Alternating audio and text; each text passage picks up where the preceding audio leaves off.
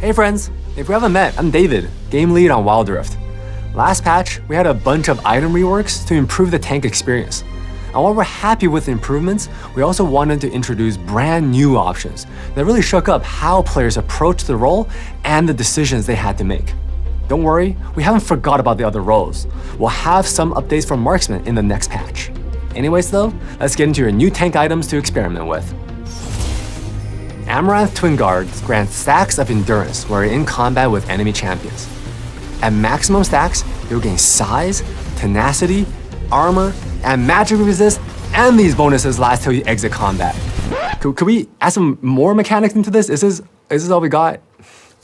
Jokes aside, you can think of this item kinda like Rabadon's Death Cap for tanks. It is a late game finishing touch to your build that grants a ton of power, but it works best once you already have some of the other tank items going.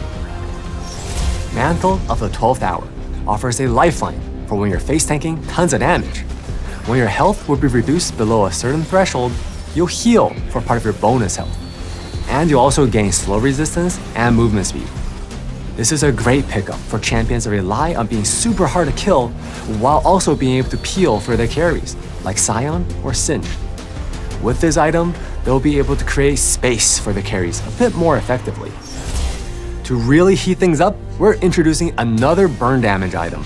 With Searing Crown, your attacks or abilities will burn your target for a few seconds, dealing damage based on their max health. Now this still applies even if you already have Sunfire Cape, so it's possible to double up on the flames. Now though, let's get into our item reworks for this patch. Abyssal Mask has been really good on just a Mumu. And we want items to be viable for, well, more than one champion.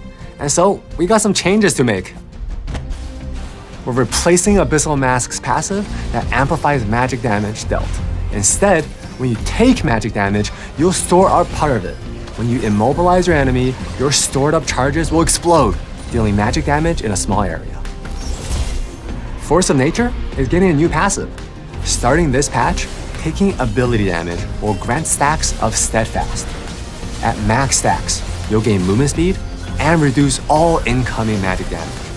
Stack duration is refreshed when you damage enemy champions, so you'll be able to hold your own in fights for longer.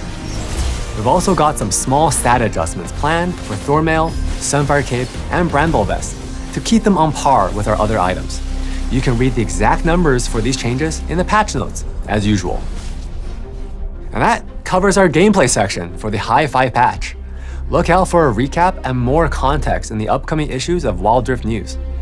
We've been pretty happy with how our previous tank changes have landed, and we hope you'll let us know if we're still on the right track with these changes.